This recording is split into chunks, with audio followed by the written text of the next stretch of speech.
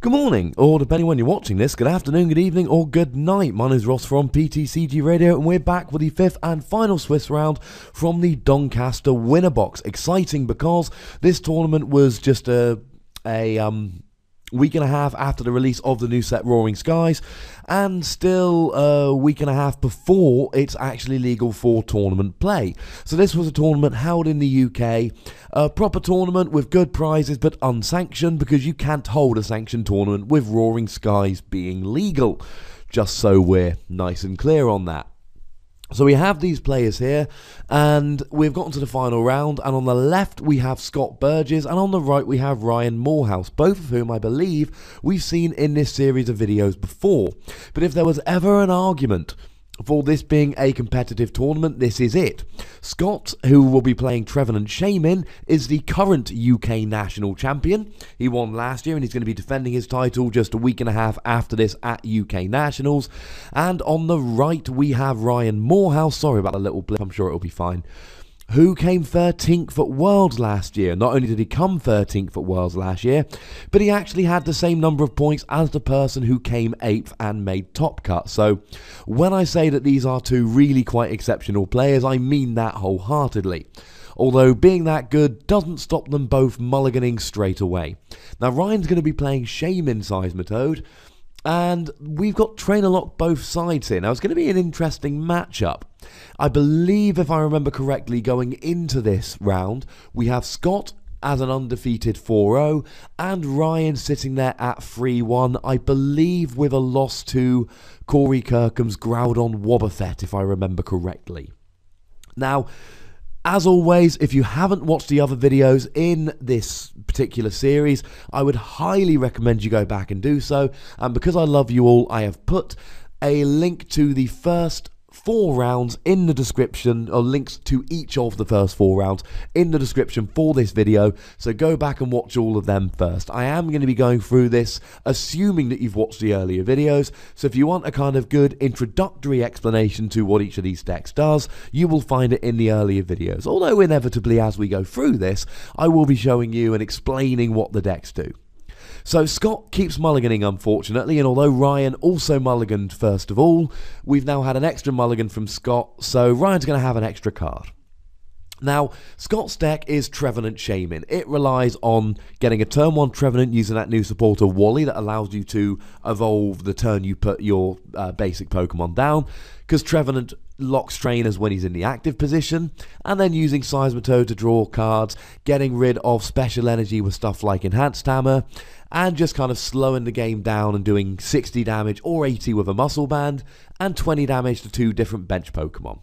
Ryan is your classic Seismitoad kind of deck, and it's a bad start starting Jirachi, but we know from previous rounds Ryan is playing both Scoop Up Cyclone and Super Scoop Up, so he's probably going to be able to get that Jirachi not only out of the active, but maybe even into his hand so he can bench it and use Stellar Guidance. I might have got that wrong, I don't think I have. I got it wrong on an early video, I got canned for it, people were not happy. Use whatever the ability's called, I'm calling it Stellar Guidance, if it's wrong, pish. To even get himself a supporter, you know, later on. So he's playing the Ultra Ball straight away for the Seismitoad, which of course he's going to need to do. Now, Ryan is a very good player. I would not imagine him, even if he draws one, to put down the DCE this turn, unless he's got to discard it anyway from a Juniper or whatever, and we see a Shaymin coming out there for obvious reasons. He needs to draw cards, because if Ryan puts a DCE on the Shaymin, on the Seismitoad, then Scott can play an Enhanced Hammer to get rid of it. Ryan can only Ryan can only trainer lock through an attack, and he can't attack this turn. So he doesn't want to be putting a DCE down and allowing Scott to use an Enhanced Hammer to get rid of it, because if he does, then what that's going to do is allow Scott to get rid of his DCE, and then Ryan's only going to have 3 in the deck, because Ryan, with how fast his deck is and how many cards he can go through in one turn, he's only playing 4 DCE. He doesn't want to leave himself in a position where he might, you know, not have a DCE to attach next turn. Now he hits the heads on Super Scoop Up, and that's absolutely key. He needs to get that Jirachi out of the active. One of the problems he faces here is that Scott plays lasers. And Scott can now, he's going to have at least one turn with trainers, because as previously mentioned, Ryan cannot do trainer lock on turn 1 of the games he's got to attack. Scott can. Scott can use Wally to evolve the Phantom and get the turn 1 trainer lock. Ryan can't. That means that Scott's going to have at least one turn of trainers, which means Scott can play a laser, but the alternative was to leave the Jirachi in the active, and the Jirachi really can't hold up to the laser. Not only that, but Ryan's not going to be able to retreat without paying an energy, and as previously mentioned, he can't really afford to be wasting them when he's not attacking. And we've also got the issue here that he can't play Super Scoop Up, and he can't play Switch if he plays any. So, he had to put the Seismitoad active, but it does open the door for Scott here to play a laser and a Verbank and put Ryan on the back foot nice and early. What Scott's going to need here, because Ryan's got a very good start, and this shouldn't be surprising, and that is a wonderful play from Ryan there, because Ryan's played a VS Seeker. He's expecting to be trainer locked next turn, and he should be. Maybe he'll get lucky, maybe he won't be trainer locked, but regardless, he needs to expect to be trainer locked next turn, because he may well be. So he's played the VS Seeker to get out of his hand, and he's got the Team Flare Grunt, because Ryan knows, as hopefully we do, that he's going to Scott's going to need 2 energy attachments in order to attack. So by grabbing a Team Flare Grunt, he can guarantee getting rid of one of those energy, meaning Scott's not going to be attacking on his first or second turn unless he starts attaching to the bench. Ryan's also gone and used Jirachi there for a Colrus. Oh no, he hasn't, sorry. He's just gone straight for the Colrus. That's interesting. No, he hasn't. Sorry, no, I'm lying to you. He was shuffling his deck because he got the Colrus. And using a VS Seeker to get the Juniper back. Now, the reason is, again, he's expecting to be trainer locked. He's got the Team Flare Grunt to use next turn to slow Scott down. He's then got Colrus to use the turn after that, when hopefully the benches will be nice and full.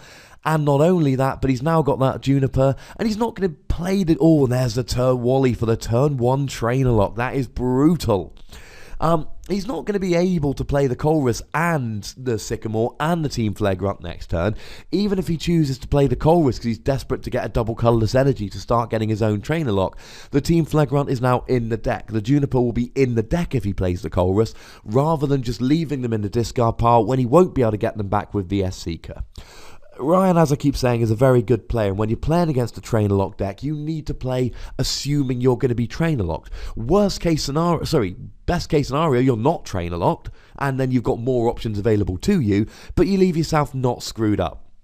Now, if you have a quick look at Scott's hand there on the right-hand side of his hand, he did have an enhanced hammer, so had Ryan played a DC, and I don't think he's actually got one in his hand, so it turned out to be a moot point in the end. But had Ryan played a DC, Scott would have been able to enhanced hammer it. Ryan would then be trainer locked and only have a maximum of 3 DC in his deck, assuming, of course, that he's not assuming that one isn't prized, and he's trainer locked. It gets very hard to find them. So he's got the Trevenant, but he's missed the energy attachment. Oh, that's very interesting there. He's actually gone for the Sycamore, which makes a complete mockery of everything I just said. However, I'm guessing here, but what Ryan's thinking is, right, he's whiffed. He hasn't had the energy. Because he doesn't have the energy, I don't need to use Team Flare Grunt to discard the energy. Now I really need to be digging for cards. I need to get this DCE. Now he's done 50 damage. He's trainer locked the Trevenant. Trevenant unfortunately having 110 HP, so 2 Quaking Punches won't quite be enough for the KO. But now he's put Scott in a bit of a bind. Scott's got to start building up the bench Pokemon. Because, right, if Scott attaches now, then Ryan's going to get a turn and put it on 100. And then Scott's going to have a turn where he attaches a second time, gets 1 attack, and then it dies. He's got no energy on the field. Now, you did see Scott play a Team Flare Grunt there to get rid of the DCE. Ryan had another DCE ready to go, and now they're both trainer locked, but that Trevenant's going down. Now, we see that you have the requisite energy there, and the Juniper goes down because Scott needs to get a Trevenant. That Trevenant is going down next turn. It's going to happen. Ryan, however, not in a great position.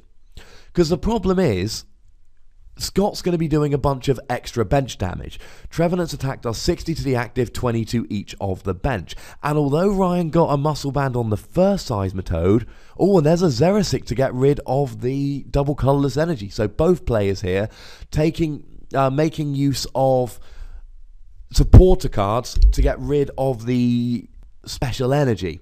This is going to become more and more of a theme as Seismitoad grows in popularity and Trevenant does. Assuming neither player can play Muscle Band, and we're going to basically assume at this stage that we're going to have constant trainer lock for both players, because that's what's likely to be happening. Ryan's doing 30 damage per turn, and Scott's doing 60 damage per turn, and 20 to each of 2 bench Pokemon. What that means is Scott can, he can 5-hit KO the Jirachi and 6-hit KO the Shaymins on the bench. And Ryan can't play Super Scoop Up to get them out of his hand. To get them back into his hand, because he's going to be trainer locked. The big advantage we've got here the big advantage Ryan's got here is that Scott isn't able to get anything going. And we see another Xerasic there. So Scott has managed to manually discard 2 of Ryan's 4 DCE. And if I remember correctly, we saw Ryan Juniper away his trump card, and he's not going to be able to play VS Seeker to get it back into his hand, unless, of course, he plays Lysandra. Because remember, ladies and gentlemen, that Trevenant only blocks trainers played by your opponent when he's in the active. And this is the thing that Ryan can do that Scott can't. Lysandra becomes huge, and you can see here, Ryan is just going for it. He's dragged up the Phantump, he's played a laser, he's gonna get a KO here. He's gonna get a KO. If he can find the DCE, he'll be able to do enough damage to kill the Phantump. So he's played his lasers, he's poisoned, but he needs a DCE. So he's gonna have to play... There's a double VS Seeker there, presumably for trump card and a draw supporter. And there's the trump card, because he doesn't want to end up decking out because he can't find it. And there's Lysandra. And again, you can understand why, because he's going to need... The more Lysandras he can play, the more turns he can have with trainers. And that's the big advantage Seismitoad has over Trevenant. We see a Super Scoop up there, he finds a Heads, and he needs to pick something up. It's either going to be a Jirachi to find a supporter next turn, or it's going to be a Shaymin to draw cards. But crucially here, those 2 supporters to get rid of a 2 DCE has been huge for Scott. Ryan hasn't got the attack, which means Ryan doesn't get a prize, and it means Scott's not trainer locked this turn, which is absolutely huge. It means he can start getting some muscle bands down onto his Trevenant, so he's hitting for 80 plus 20 to 2 of the bench Pokemon. It means that he can, play lasers on the Seismitoad. Losing the odd Phantump isn't going to be huge for Scott. Losing a Seismitoad is going to be huge for Ryan because it gives up so many, 2 prizes. Now the Wally comes down, that's going to not only lead to the trainer lock from having the Trevenant out, but the evolution is going to get rid of the poison damage. So the key for Scott here is, can he start attacking? And honestly, if he can start attacking, Scott's got the advantage in this game. Both players, as we've seen, are benefiting from supporters that get rid of energy. They're absolutely key here. But they need to get attacking here. Because Scott, his Pokemon aren't going to last all that long. They've got 110 HP.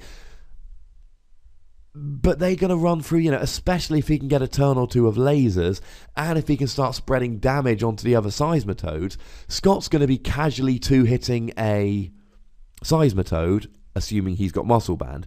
He's going to be 2-hitting Seismitoad for 2 prizes, whereas Seismitoad is 3-hit KOing Trevenant for 1 prize. The prize trade is going to work in Scott's favour. What's going to work in Ryan's favour is the fact that he attacks for 1 energy and has 180 HP, whereas Scott's got 110 and attacks for 2 energy. Although, like we've said, in a fair fight, strangely, Trevenant kills Seismitoad before Seismitoad kills Trevenant. If we assume neither has a muscle band, Seismitoad 4-hit KOs Trevenant, Trevenant 3-hit KOs Seismitoad, unless, of course, he's already been hit by And it would have to be 3 turns of bench damage, in which case it would be a 2-hit KO. But it only takes 1 turn of bench damage to make Trevenant be able to, with a muscle band, 2-hit KO Seismitoad. But as you've seen here, the trouble for Scott is essentially drawing into his energy and often enough and keeping his Trevenants alive for long enough to actually have enough energy to get attacking, which you'll notice he hasn't gotten off a single attack yet this turn. This game, which is potentially a little bit worrying, but then he's not going to be terribly worried because the Seismitoad is active, poisoned, and trainer locked. He's already on 60 damage. He's going to be on 90 damage at the end of this turn, 120 at the end of Ryan's turn. At the end of Ryan's next turn, not the one coming but the one after, that Seismitoad is going to die from poison damage. And even if a muscle band goes on, it's going to take that long to kill the Trevenant. And is there an energy? I think there's an energy on that bench Trevenant. I can't quite see. I don't know if there is or not. Now, Lysandra comes down for the Shaymin, and here we go. Ryan needs a super scoop up this turn. He's got to hit one. That's going to be absolutely crucial. We see the startling megaphone come down to get rid of the only muscle band, and the tails on super scoop up. That is not what Ryan's looking for. He's playing the Ultra Ball here. It's going to be it's going to be a Jirachi or it's going to be a Shaymin. It's got to be one of the two. He's got enough Seismitoads out. Ryan has got to get that Seismitoad out of the active. That is absolutely critical. And really, he needs a DCE so that he can get attacking with Seismitoad. Now, if he hits the heads on Super Scoop Up, he's got the muscle band that he can attach. He's not trainer locked anymore. And if he can attack and play a laser, then Scott goes onto the clock. So there goes a Shaymin. He's going to draw for 4. And he's got an acro bike and a roller skates, but he doesn't actually have the cards he needs. Roller skates comes up tail, so this acro bike's going to be fairly huge. We have a crushing hammer and Scoop Up Cyclone. That's what he needs. That Scoop Up Cyclone. Now, he could wait a turn, but really that would be awkward. The reason to wait a turn is that Seismitoad isn't going down this turn. Although, actually, no. No, he can't wait a turn, because let's not forget that Scott can attack with Shaymin for a DCE, doing 30 damage and putting Shaymin back into his hand. Still no DCE for Ryan, and we see that Zerasic and the Team Flare Grunt early game were absolutely huge. Scott needs to get an energy here, and we see he's got a Psychic Energy in hand. He needs a way to get the Shaymin out of the active, and that's about it, to be honest. I mean, a muscle band would be good, but he's not under huge pressure like that, to be honest with you. Now, if he's got a special and a basic energy, he wants to attach the basic, because as we've said in previous videos, Team Flare Grunt can get rid of basic, but only to the active, whereas Zerasic can hit the bench. Now, what Scott's doing here is not his ideal play, but what he's going to be able to do is do 30 damage to the Seismitoad with the Shaymin, then the Shaymin DCE goes back to his hand, and that means that he's going to be able to put a Trevenant active, and he's not going to have any energy on the Trevenant, but there's going to be Trainer Lock.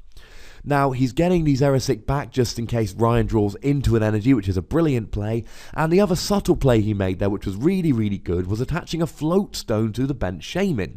Now, when he attacks with Shaymin, Shaymin goes into his hand, and there's only 3 things on his bench. 2 other Trevenants, and a Shaymin of a float stone, which he's going to be able to casually retreat. There is the DCE, but he really needs an N here, and he doesn't have one. I mean, if he plays one, it's only going to be as a one-off. Ryan knows that energy's going next turn. Now, he has played the Sandra's trump card, so a lot of his DCE is going to be back in his deck. And there it goes straight away. He's got to draw into them, and he's trainer locked. No acro bike, no roller skates. And there we go. Scott, he's got a DC and a Psychic Energy. He attaches a Psychic Energy for the reason I pointed out a moment ago. Psychic Energy is safe on the bench under Trainer Lock. DCE isn't. Simple as that. Now, one of the problems for Ryan about being under Train Lock here is his deck plays an awful lot of trainers. And we're not just talking draw trainers like Acrobike and Roller Skates, which can get you extra cards. We're talking trainers like Crushing Hammer, Enhanced Hammer, Laser, things that he can't play and will end up clogging his hand. And remember that when you bench Shaymin, it's draw until you've got 6 in your hand. So it doesn't matter how many Shaymin he's got, and it's clearly not many because there's 3 on the bench and he's trainer locked out of playing a super scoop up. If you've got a Shaymin but your hand's full of cards, there's no point playing it. And that's what's so annoying. And this Seismitoad deck really is... It's vulnerable to Trevenant for this reason. Now, you'll notice here, Ryan is up by a single prize and has no energy on the board. Scott's got 3 Trevenant and a Phantump. He's got an energy on the board. So even though Ryan really has kind of had the better of this game, Scott's still in an amazing position to come back and win it. Now, the question is, can Scott get rid of that DCE? Because he now is trainer locked. And can he get... Now, the Trevenant's not going to come out of the active, but this is going to give a little bit of a conundrum for Ryan. Oh, and there goes the Jirachi. Is he going to get rid of the energy? Yes, he is. He's gone for a Team Flare Grunt. This is awesome. I quite like, even though Seismitoad is one of the decks I've most played this season. I haven't played a huge amount this season. I just love a deck. I mean, this Seismitoad deck, and we've only actually seen it play against Trainer Lock and Item Lock. Item Lock and Ability Lock. But trust me when I say this Seismitoad deck can be super, super annoying. So it is nice to see it brought down a peg or two. Having said that, the Trevenant deck is no less annoying, and Ryan just passes straight away. No energy, handful of cards, can't play trainers. And there goes a computer search, getting rid of a Juniper and a Shaymin. This is going to be very interesting. Presumably, it's going to be something to get the Trevenant out of the active, maybe even a muscle band, or even a laser. All of the... I mean, the Trevenant needs to come out of the active, but laser, muscle band, these would be good. If Scott can get a laser here and start attacking, it's going to look very bad for Ryan very quickly. There goes the switch, which presumably was what Super Scoop Up came for. He switches into the Shaymin because why wouldn't you? The Shaymin's got free retreat, and it's an almost inconsequential play, but it's a kind of play that separates really good players from pretty good players. He's almost certain he's going to be attacking with a Trevenant, but the Shaymin's got free retreat. So you put the Shaymin active, you play the Juniper, and then you only have to decide what you want active at the end of the turn, when you retreat the Shaymin. And he's probably just going to retreat into the Trevenant and attack. But it's leaving himself that option because you never know what's going to occur to you after playing the Juniper. He plays a VS Seeker to get the Xerasic back because if Ryan gets an energy, he can trainer lock Scott. But then Scott can just play the Xerasic to get rid of the energy, whereas the VS Seeker would be clogging his hand uselessly if he was under trainer lock.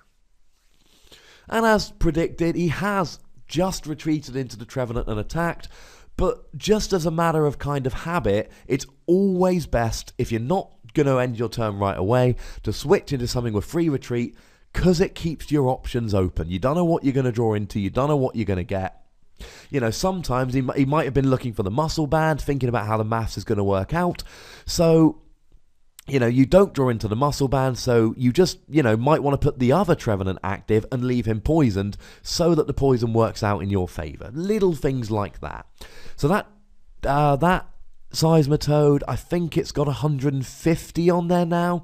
It's going to be done 90 damage with the attack and the poison. So it's going down. Not only is that Seismitoad going down, but the Seismitoad on the bench now has damage on it. Not only does it have damage on it, it's about to get more damage on it. And he's going to be 5-hit KOing the Jirachi. Now, Ryan can, if he ever ends up not trainer locked, i.e. draws into a Lysandra, then he's going to be able to hit maybe a Scoop Up Cyclone or a Super Scoop Up. Similarly, I think he might play a single copy of AZ. I don't know for a fact. I know a lot of these decks do, so he can always use that to heal the Jirachi. But he's still got to draw into one of them and be able to use it on that turn. It puts him on a clock. 4 attacks time, that Jirachi's giving up a completely pointless 2 prizes. So, yeah, maybe Ryan's able to save it, maybe he's not, but it's still a good thing for Scott to do. And let's not forget, of course, that it takes 1 extra turn to kill the Shaymin, so why would you possibly go after the Shaymin? So another Seismitoad goes down here, and we see a Juniper. But Scott is just going to continue to attack the Seismitoad and the Jirachi. So, no energy still. And you can see here, Scott's deck, it's an early prediction, but you can just see Scott winning this series right here. Not because he's a better player than Ryan. I mean, they're both very good players. Because what's Ryan's deck going to do? The only thing Ryan's deck can do is essentially trainer lock Scott and stop him playing. The problem is, Scott evolves, he doesn't have to draw into, he can draw into the Trevenant or he can draw into the Wally, so he can evolve under trainer lock. He then trainer locks Ryan and slows him right down, and he's playing, he's playing Xerasic and Team Flagrant to get rid of the DCEs, and Ryan's only playing 4 DCE. You saw it's taken Scott a very long time to get up to attacking in this game, but now that he is attacking, you kind of almost don't see how he's going to lose. Now, even that play there, Ryan hits the Xerasic, gets rid of the DCE on Trevenant, but the Trevenant's still active. So Ryan's still trainer locked. Seismitoad didn't attack, so Scott's not trainer locked. And the Seismitoad's got a boatload of damage on and is poisoned. Now Ryan, you can see there he's got a couple of VS Seeker in hand, but they're not going to do him any good under trainer lock.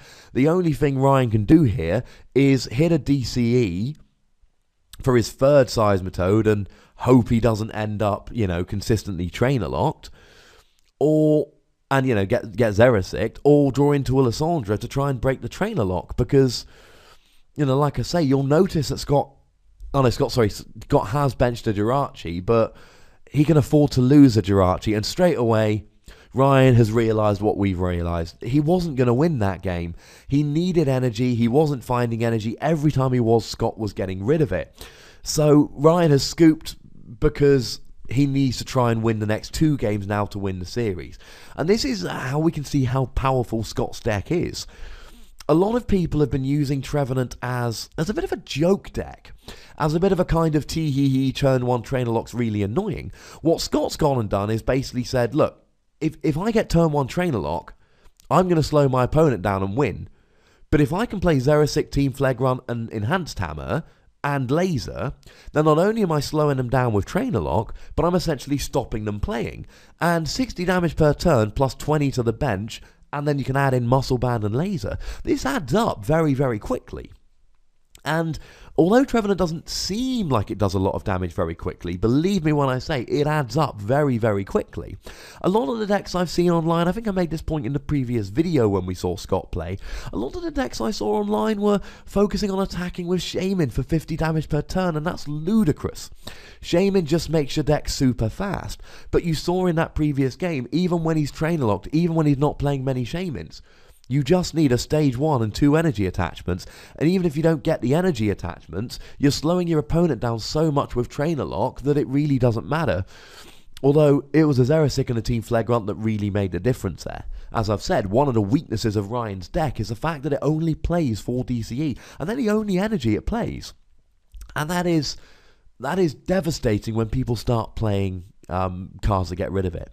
Just before we start this game, as always, a very, very sincere, heartfelt thank you to Matt Blower and Terry Goodacre, who arranged this footage for me, who recorded it and let me have the footage from my YouTube channel. They are top blokes. And a big shout out to Zone Out in Doncaster, a really quite good venue. They sell cheap food, and there's parking right outside, and there's plenty of space. What more do you want from a venue? It's awesome. So we're starting off here. Ryan's going first, and he's going to need a fast start. He's going to need to get Seismitoads down. He's going to want to get Muscle Bands down. There's the Muscle Band.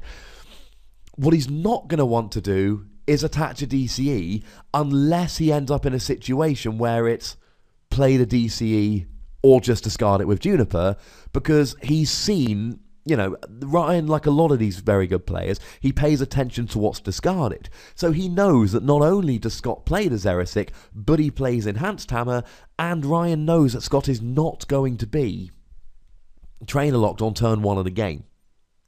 So he's going to have a turn with trainers, ergo, he's going to have at least 1 turn to Enhanced Hammer. And Ryan knows that when he gets trainer locked, and he's got to assume he's going to be trainer locked on turn 1, whether he is or not, he's got to play as if he's going to be. It's going to be much harder for him to draw into and as a Tails on roller skates, but that just allows him to clear some space from his hand for, an Ultra Ball into a second Shaymin. When he's trainer locked, it's going to be much harder for him to draw into that DCE. So what he doesn't want to do is lose a DCE without even doing an attack, and then be in a position where it's even harder for him to get the DCE. Now, one thing that we should be paying, and there goes a laser, and we get the heads, which is going to be relevant if he doesn't draw a Wally, it gon' die. Unless he hits a switch, of course, which is pretty likely.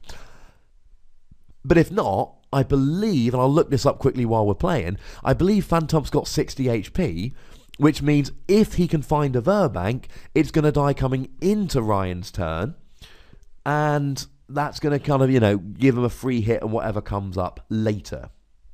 So, a decent start from Ryan here, but again, and this is another play which I see people getting wrong time and time again, you don't want to be putting the DCE down here because it's just going to die next turn.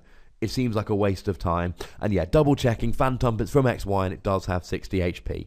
Now, can I just point out, while we're watching this turn, how many cards Ryan is drawing through this turn?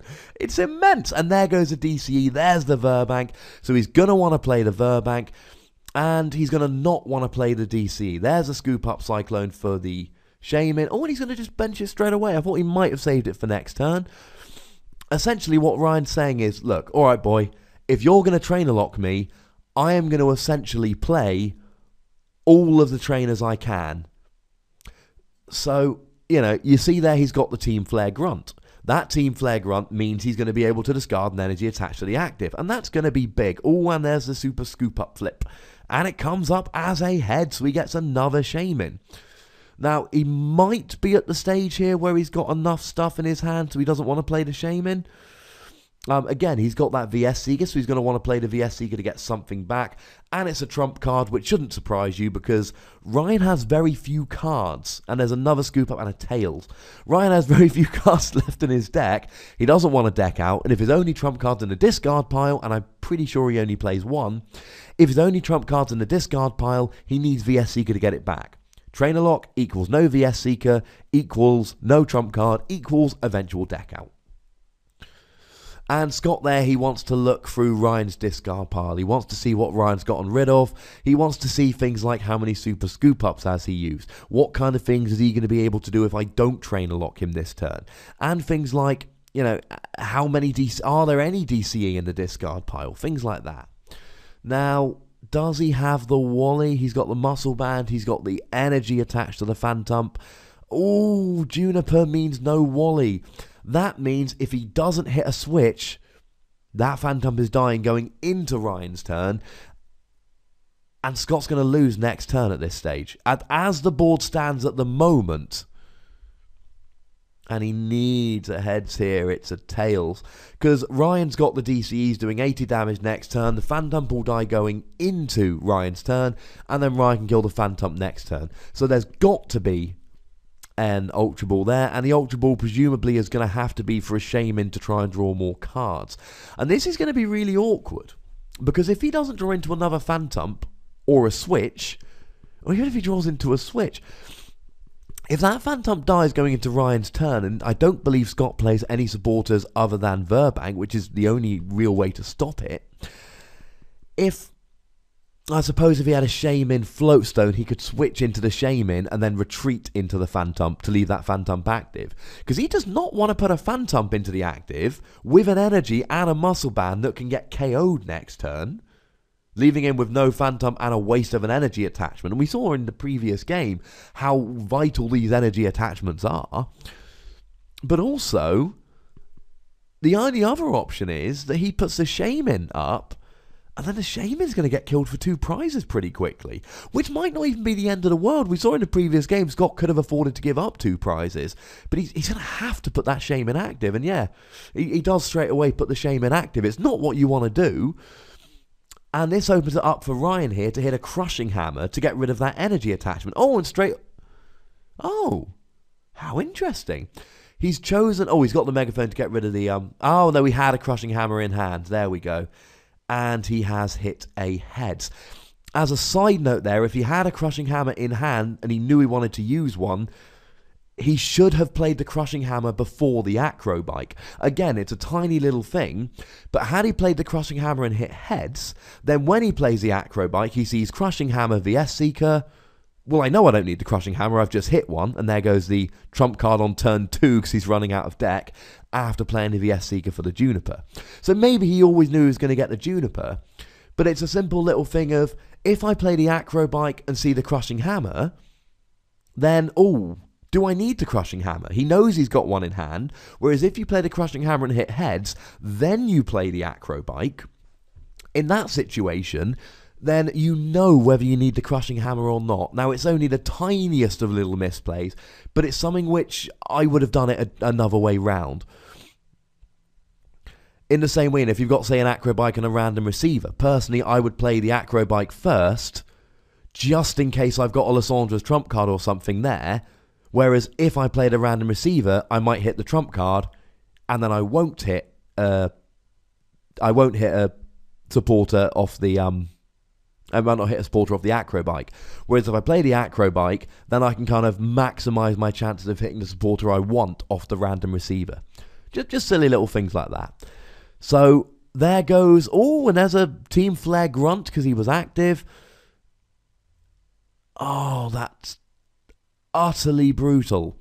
What happened there, as the turns went very quickly, as I was waffling on about the correct order in which to play cards, essentially, Ryan hit for 50 with poison damage, so Shaymin had 80 going into Scott's turn and died of poison coming out of Scott's turn, and now Scott is very much on the ropes. There goes a Phantom. There's no point putting any energy on the active Trevenant, so he has to play the DCE before he Junipers because he might not hit something off the Juniper, so the less risky play is to hit the DCE and hope he doesn't have a Xerasic. Unfortunately here, we can see that Ryan has a Lysandre in hand, which means he's going to be able to pull up the Phantom, although if he doesn't heal that Seismitoad, he's going to die of poison going into Scott's turn. So he's got to play the Lysandre, and he needs to hit. These flips are going to be crucial. He needs to hit a super scoop up, or, he's got an enhanced hammer in hand. That's mean. Although he's choosing to get rid of it with an Ultra Ball, and yeah, obviously he is. That was very silly of me. That Phantom's going to take 30 damage from poison and 50 damage from Quaking Punch. So enhanced hammering off the DCE before you did that would just kind of be adding insult to injury. So we can see here, now in the previous game, maybe I was a little bit premature saying you don't see how Scott's going to lose the series. Well, here's how Scott's going to lose the series. Ryan's going to get a really good start, and Scott's not going to be able to get Trevenant's and energy up. However, something I want to point out here is we're in a best-of-3 series, and Ryan had a ridiculous turn 1. Now, having seen Ryan play a few games this tournament, I can tell you that turn 1 is unfortunately not unrepresentative of the kind of turns that Ryan's been having. But he had an awesome turn 1 and really put Scott on the ropes. However, it's far from over. If you missed it, that Seismitoad died of poison, and Scott got 2 turns. Ryan now has no energy. Scott needs just a psychic energy to start attacking. And he's not trainer locked. So he can poison, and he needs a laser here. Bad. He needs a laser. We can see he's got a load of stuff in his hand. He's got a Shaymin, but that's not going to be any good.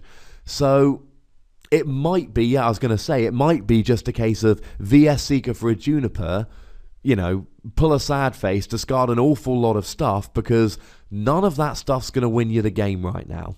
Now, there was potentially an argument there to attach the Floatstone, not the Muscle Band, because Ryan's only got 2 prizes left, so that you can kind of, take a hit from Seismitoad and then retreat. Because with 50 damage on the Trevenant, it's now a 2-hit KO for the Seismitoad. Doing 30 damage twice will do 60 damage, putting him up to 110. So what he could do is try and build up a Trevenant on the bench, and, try and build up a Trevenant on the bench, and then use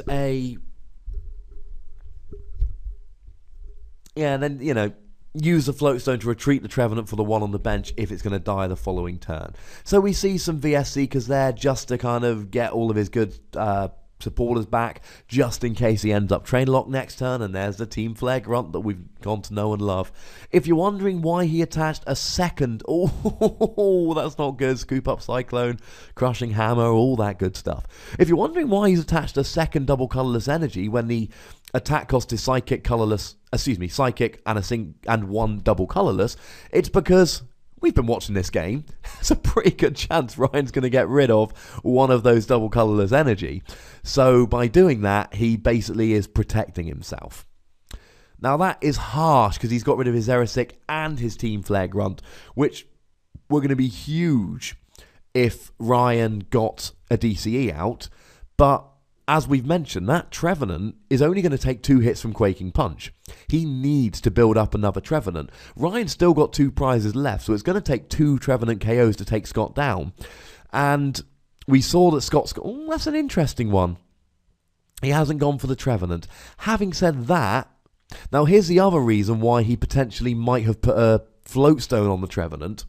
In a situation like this where he's struggling for, Trevenant, what he could do was use that second DCE on a Shaymin, although I know he, Junipered before that. What he could do was use Trevenant to hit for 30 damage per turn and just keep putting the Trevenant back active to buy himself some time. But it's not looking terrible for Scott here. The Seismitoad is poisoned, and it's going to die moderately quickly for that. That's why he went for the Shaymin. He had another Ultra Ball, so he can play the second Ultra Ball to get the Phantump. That now makes perfect sense.